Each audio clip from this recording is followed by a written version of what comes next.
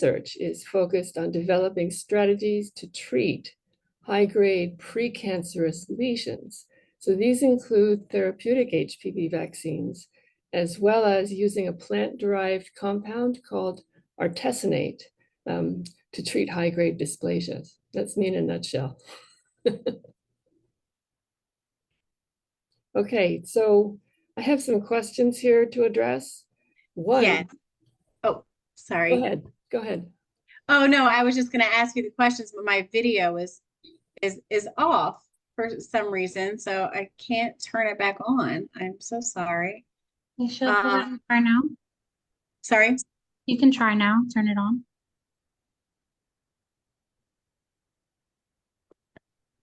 There you go. Okay, thanks. Hi. Okay, so I have your questions for you. Great. So, what is HPV? HPV, human papillomavirus, is a really, really common virus. In fact, if you've had sex, you've probably been exposed already to HPV. And the reason everybody has it is because you can't tell you have it. It doesn't cause any symptoms at all. There's no scratch, there's no bump, there's no place that hurts. And in fact, it's so innocuous that your cervix's immune system is going, man, is this something I actually have to do something about? Or can I put it 4 or 5 on my to-do list? And quite frankly, that's kind of where it ends up. The great majority of people who have an HPV infection clear it. A very, very, very small percentage go on to have a persistent HPV infection, or one that can manifest as either a low-grade or a high-grade lesion, and we can talk about those. So bottom line, any person who's had sex has been exposed to HPV. How is HPV spread? Okay, HPV spreads by direct contact, primarily sexual. I can't say anything I can put on air. But you shouldn't be ashamed because everybody has it. Right. There's more than 200 different kinds of HPV, and different families go to different parts on your body. For example, you have beta HPV all over your skin. You don't notice it. You don't even think about it. Wow. Think of them as almost a commensal organism. And there's about 15, 17 HPV types that like to live in warm, moist places. So guess where they go? And those are the ones that are termed high risk. It's kind of a scary name. And you mustn't confuse it with a high grade lesion. They are not the same. I see. Yeah, we segregate the abnormal pap smears into 2 categories, low grade and high grade. Right. Grade is basically is basically an HPV infection. And if that's all you have, we don't treat you because there's nothing to treat. It's not in and of itself considered to be a precancerous lesion. If you have a high-grade lesion, on the other hand, all cervical cancers arise from untreated high-grade lesions, CIN2-3, and so we have some togetherness, and the standard of care is a small surgery, and that's the point in disease that I work on with the vaccines and such. I see. So if somebody were to go get a smear and they have HPV, you wouldn't treat it if it wasn't those subtypes. Well, it typically is one of those subtypes. And the thing you do after you have a first time is you need to undergo a procedure called a colposcopy, which is, it sounds scarier than it actually is. And what it is looking directly at your cervix through a kind of binocular setup.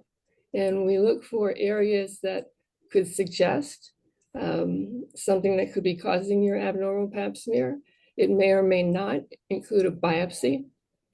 And it may or may not include a sampling of your endocervical birth canal. And the whole purpose is to determine whether or not you actually have a little high-grade lesion hiding up there. But I see. Yeah. I guess we kind of went into 3. So you said that there are different types of HPV, high risk and low risk. So does HPV cause cancer? Absolutely.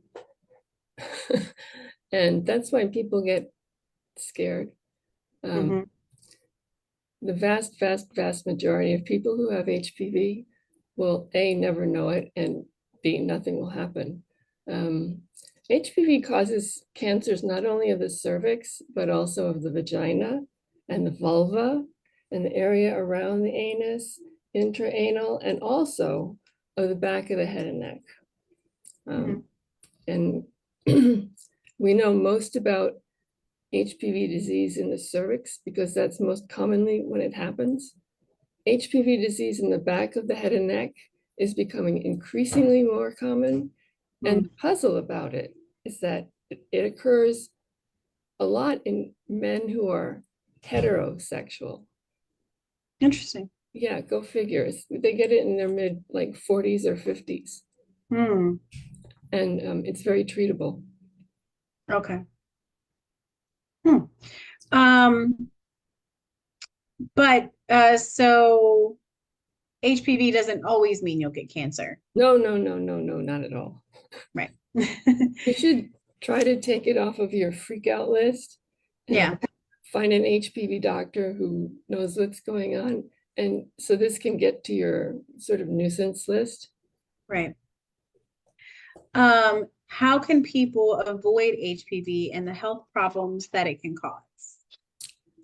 Well, absolutely the way to avoid HPV is one that I don't recommend, which is not have relationships. Because use a condom. That really decreases the likelihood. And the best thing you can do for yourself is to get vaccinated with the preventive HPV vaccine, which Mhm. prevents against 9 of the most commonly found HPVs in the cervix or otherwise. HPV 16 and 18 are the ones that are most commonly found. And if you can do that, that's like the best thing Right, you can do for yourself. And get it even if you have had HPV, because it can make an immune response in people who've already been exposed. But right. oh, and don't smoke. Smoking triples the risk that it doesn't go away. Oh, wow. Yeah. Um,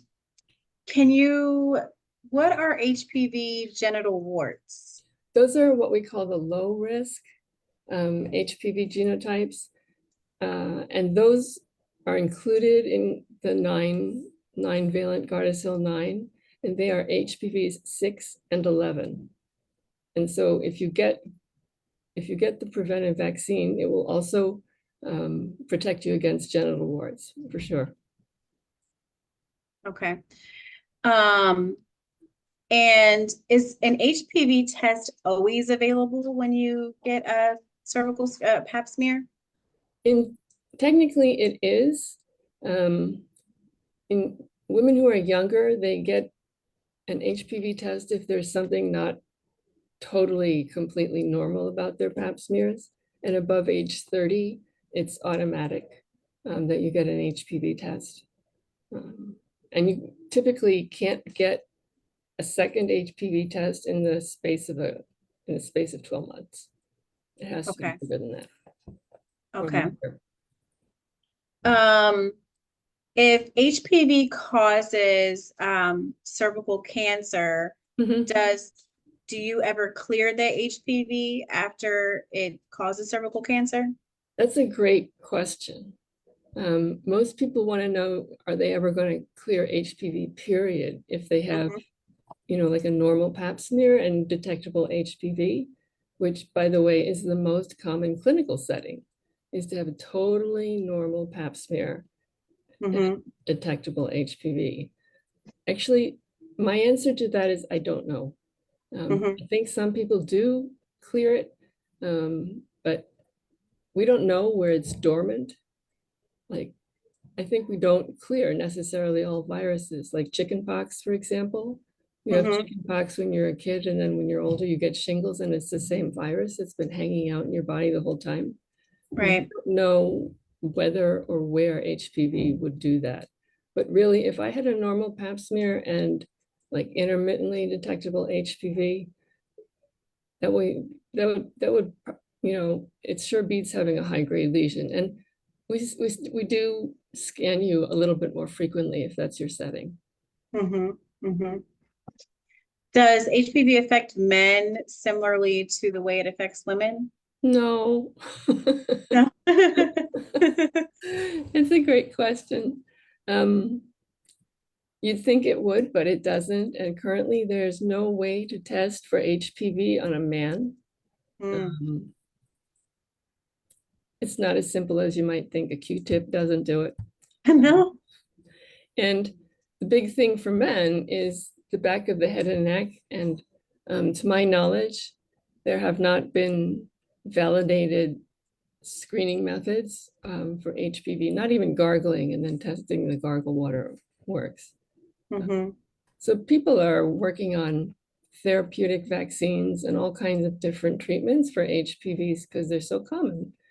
And at the moment, I know people are working very hard on therapeutic HPV vaccines to treat infections, but to my knowledge, there's none in clinical trials at this point.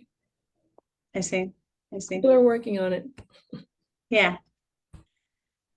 Well, those are all the questions we have today. Thank you so much. Is there anything else that you'd like to share in regards to HPV? It's not a death sentence. Yeah. If you have detectable HPV, go see your doc and he or she will do a colposcopy and then you can move on from there. Thank you. You're welcome. We appreciate you, Dr. Trimble, for an informative program today, and make sure you check out SHARE's upcoming educational programs and support groups and follow us on social media. This concludes the program. Thanks for having me. Thank you so much. Bye-bye. Bye.